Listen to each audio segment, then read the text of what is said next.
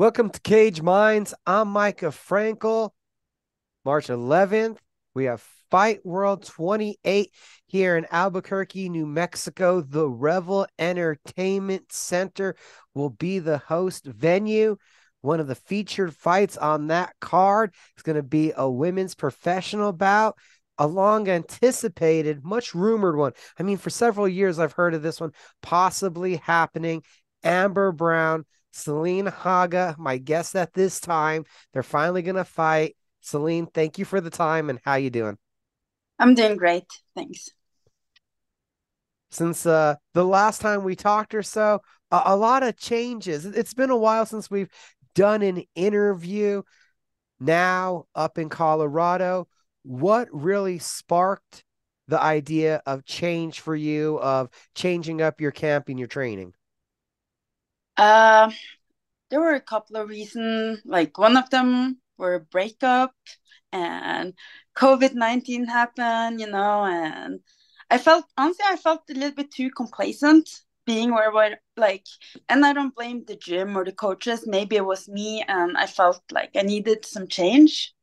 And I did visit Factory X like a couple of times, and I just fell in love with the place and it felt like the right thing for me to do. So, Now, what was that like, the process of moving up to Colorado? I know you've been there for a while now, but what was that like going up there, getting acclimated to the new team, the new city? uh, like, hmm, I don't know what to say. Like, I've been traveling a lot my like last 15 years and been to a lot of different gyms. And to be honest, I felt like home pretty quick. I like the structure, I like the training. I didn't really think too much about all the other stuff happening. So to me it just felt right. Like it didn't take much time to adapt. And now that you've been up there, get into it with us about how you've changed and what's changed about your game. I felt like I was able to develop a style that fitted more what I'm comfortable with, and that like I was able to actually do when it came to performance under the lights. The training been way harder than I ever experienced, which also gave me a different type of confidence when I fight now. I have a great team, great coaches. Every single day it's like a challenge, and there's no easy day here. I'm not trying to give away too much, give out the playbook or anything. I just haven't got to see your performances. So I'm totally excited to see what your new version looks like. So from what I'm gathering, from what I'm hearing, you're attacking a lot more of what you do well instead of constantly, it seemed like when you were here, you were trying to fill in all the holes of your game.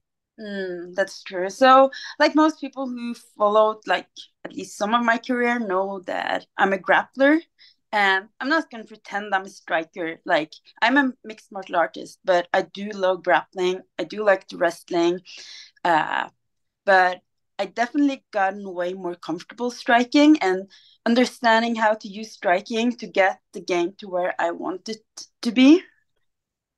Well, do you feel like your striking has went to a different level or a different comfortability, or is it in all you're just more comfortable with the idea of what you want to attack in the cage? Both. I think both. Like I went back to basic moving here. I realized that I was lacking a lot of basic stuff. And so I kind of had to start, it was, when you've been doing it for so long and then suddenly realize that your footwork is shit and like your jab is terrible and your wrestling is not that great. But I knew I knew I was gritty. I knew I had the work ethic. So I knew if I get a blueprint how to do this, like this is gonna take me to the next level. So that's probably like what I enjoyed most about the last few years. Oh, and don't worry, I've seen those realizations. I've seen a 20-year MMA vet talking to a boxing coach, and the boxing coach is like, "You can't throw a jab. I don't know what that is, but that's not a jab." hmm So everybody has their own definition. What was the process like of you getting comfortable with the idea of fighting the way you want to, instead of the idea of making other people happy in that process of how they think you should fight? I don't know. Like I feel like my whole career been a lot of learning by doing. So and like uh, I don't know. I think I just grew as a fighter, like mentally became more mature and confident in who I am.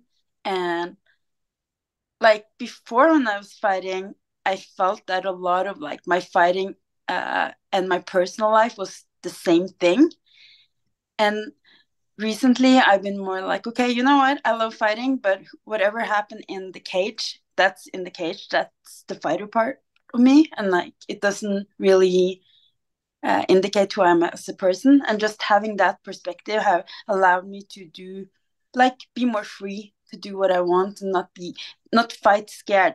I think I used to fight because I didn't want to lose, and now I fight to win instead. Is there a point where you fought and had fun in there? It been like back, but recently since I gotten here, I found the joy in it more. And I think the change helped me just fall in love with MMA all over again. Like the new challenges. Coach Mark Montoya just gave me a different like perspective on everything. And like being surrounded by the people I am surrounded by now also just like fueled the fire in me. All right. Well, Coach Mark Montoya, we know him. Who are some of the other names, these other people that have helped Celine center herself? So I'm really lucky. I'm living with two of my teammates, Gino, who just recently fought Cole Grigo, and then Jacoby Jones. And living with them and seeing how, like, seeing their work ethic, like, how they train, like, inspired me a lot too.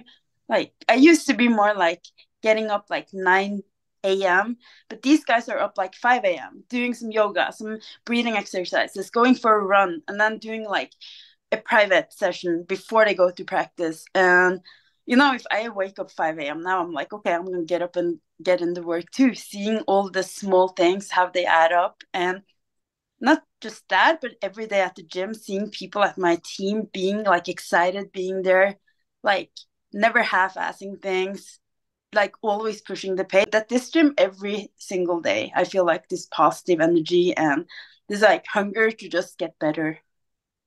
Now, what do you think about the upcoming fight? As I spoke on at the beginning of the interview, I feel like this is one that's been talked about and speculated on for quite a while to happen. I think it's a great fight. Like I respect Amber, what she done. I actually trained with her and I like her a lot as a person. But I just think it's like it's hard for me to find opponents. Like most people my weight class that have a lot of experience are assigned to big promotions and can't fight me outside of them. And like I think Amber's a tough person. She's well rounded and like I just think it would be an interesting fight. Good match. Amber's welcome to going to the ground. We've seen her utilize ground and pound, rear nakeds in her fights before. Do you see her as being someone that's going to welcome this fight going to the ground? To be honest, I just prepared for everything. So like if she wanna keep it standing, if she wanna wrestle me, take me to the ground, whatever, I'm prepared. I'm training my ass off to have an answer for every possible outcome. So I don't want to make too loud of a noise here, but did you just say you're willing to stand and trade for 3 rounds if that's what it takes? we'll see. We I'm not gonna be like, oh, this is what's gonna happen. You adjust to what's happening in the rounds, and I want to see what she have to bring too. And like, I'm not gonna let my ego get in the way. I'm gonna fight smart, but I'm gonna like the only thing I know is I'm gonna leave this fight with a win. Coming back down to Albuquerque to have this fight. What are your thoughts on that one? Coming back down here, it's a place you know well. You trained down here for so many years. I know you still have a lot of friends and family here. I love Albuquerque. I've been visiting Albuquerque, since I moved here. I still have friends at Jackson Wink, and like I love the place. I love like everything about it. and it's still like kind of like a second home to me. So just going there, like I'm just excited, like Albuquerque. It's like I want to fight there again. So And it feels like from following on social media, you really have taken some time to enjoy things. I know that you were training in school just constantly every time I would see you for years. And I think I've seen you go on some cruises, some vacations. Uh, what was that all about? Was that also about finding yourself? I don't want to just say loosening up, but it seemed like you loosened up a little. uh sometimes I think in the past I trained just to, check the box and be like, okay, I trained. I did 4 hours today. I did this amount of training. I didn't have like an intention behind it. So what I've been focusing on the last few years is like having an intention with everything I'm doing, because you can train a lot and still not get better. And I felt that's what happened to me. It's like just because you get a good sweat and your heart rate up doesn't mean that you work towards your goals or whatever.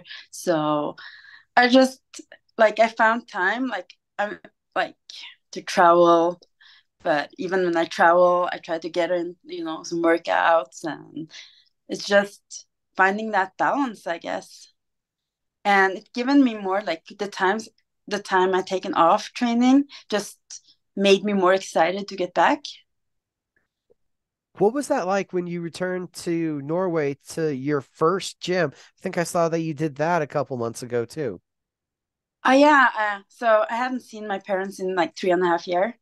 And then I came back and I met like my first teammates, like Jack Hermansson, he's in UFC now, and a couple of other guys. It's like the old team Hellboy. So that was pretty cool, like seeing all the guys still doing the same and getting in some work, learning some new cool things. Celine Haga, she's coming back to a city where she's trained. Is it just pure excitement to come back here to get your first fight of the year? And I know you love to stay active. Yes, if I could fight more often, I would. But, you know, I'll take what I get.